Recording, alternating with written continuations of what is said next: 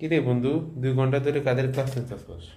ওই যে আমরা রিসেন্টলি যে একটা এক্সাম ব্যাচ লঞ্চ করছি না, সেই এক্সাম ব্যাচের হচ্ছে যে আজকে সলভ ক্লাস ছিল, প্রথম সলভ ক্লাস। তো ভাইয়া হচ্ছে যে আমাকে আজকে বলছিল যে ভেক্টর সলভ ক্লাসটা নেওয়ার জন্য।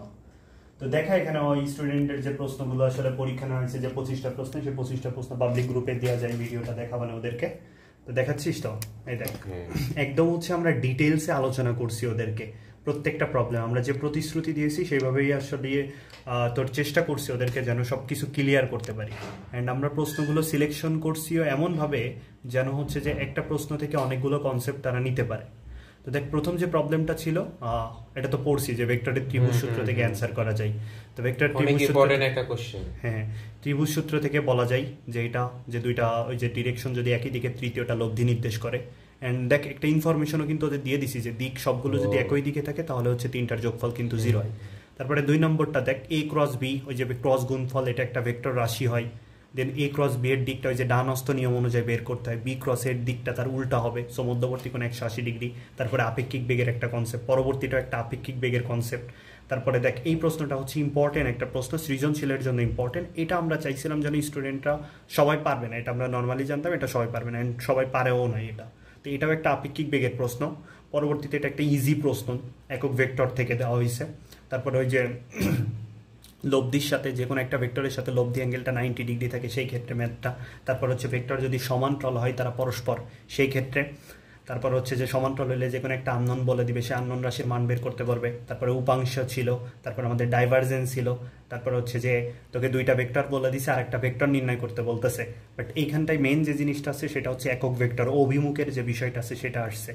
তারপর হচ্ছে যে এ ভেক্টর বলে দেওয়া আছে, বি ভেক্টর বলে দেওয়া আছে, এ ভেক্টর মাইনাস বি ভেক্টরের মান বলে দিয়ে প্লাস বি এর মান বের করতে চাচ্ছে, অন কাইন্ড অফ তোর ডট গুণ টাইপের ওই যে ম্যাথগুলো ছিল। এটা একটা ইম্পর্টেন্ট ম্যাথ, এটা একটা বাইরের দেশের বই থেকে দেওয়া হয়েছে প্রশ্নটা। এটা আমরা চাইছিলাম যেন স্টুডেন্ট একটু হলে অ্যাডভান্স কিছু জিনিস থাকে, সো আমরা এই পরীক্ষাতে 25টার ভিতর 2টা অ্যাডভান্স দেওয়ার চেষ্টা করছিলাম। তারপরে যে দুইটা ভেক্টর পরস্পর লম্ব হইলে একটা আননোন বলে দিবে, সেটার মান কত বের করতে বলবে। এটা একটা একক ভেক্টর থেকে প্রশ্ন করা হয়েছিল, উপাংশ থেকে প্রশ্ন করা হয়েছিল, লব্ধির একক ভেক্টর থেকে প্রশ্ন করা হয়েছিল, আপেক্ষিক বেগ থেকে প্রশ্ন করা হয়েছে।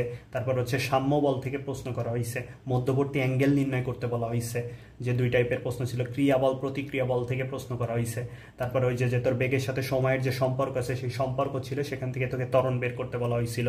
তারপরে ওই যে আমরা জানি যে একটা ভেক্টর দেওয়া থাকে, এক্স অক্ষের সাথে কত ডিগ্রি কোণ তৈরি করে, ওয়াই অক্ষের সাথে কত ডিগ্রি কোণ তৈরি করে, ওই ম্যাথটা দেওয়া হয়েছে। দেন আমরা যে পড়ছি ডাইভারজেন্স ডট গুণন, এই যে একটু ভালো করে দেখা যে পি কিউ ভেক্টরটা হচ্ছে অঘূর্ণনশীল, ঘূর্ণনশীল, সংরক্ষণশীল। কখনো অঘূর্ণনশীল হয়, সলিনয়েডাল হয়। তারপরে ডাইভারজেন্সের ক্ষেত্রে যখন পজিটিভ হয়, যা ইনপুট তাই আউটপুট হিসাবে বেরোয় যাবে।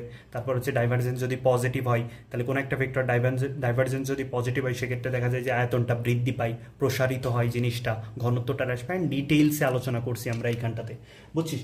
তো যারা এখন আসলে ভর্তি হচ্ছে না আমাদের এই এক্সাম ব্যাচটাতে, তারা ভর্তি হয়ে যাও। তোমাদের দেখছো যে আমরা আসলে সব ইন ডিটেলস একটা চ্যাপ্টার থেকে যতটুকু পারা যায়, 25টা প্রশ্নের মধ্যে যতটুকু আনা যায়, আমরা চেষ্টা করতেছি প্রশ্নটাকে সহজ রেখে যেন সব ধরনের কনসেপ্ট যেন আসে। অ্যান্ড আমরা হচ্ছে, তো তোমরা জানো যে 1 শট ক্লাস দিয়ে দিচ্ছি তোমাদের এই ব্যাচটাতে। তারপরে হচ্ছে এক্সাম না হচ্ছে, সেই এক্সামের সলভ ক্লাসে একদম জুমে যুক্ত করে তোমাদের সাথে কথা বলে প্রশ্ন সলভ করতেছে। তো এইগুলোই আজকে ফার্স্ট সলভ ক্লাস ছিল। আর আজকে হচ্ছে যে তোমাদের নিউটনিয়ান বলবিদ্যার অলরেডি আপলোড করা হয়ে গেছে ক্লাস। নিউটনিয়ান বলবিদ্যার হচ্ছে যে আজকে এক্সাম আছে, কালকে হচ্ছে নিউটনিয়ান বলবিদ্যার সলভ ক্লাসটা ভাইয়া নেবে। ঠিক আছে, সবাই ভর্তি হয়ে ধন্যবাদ।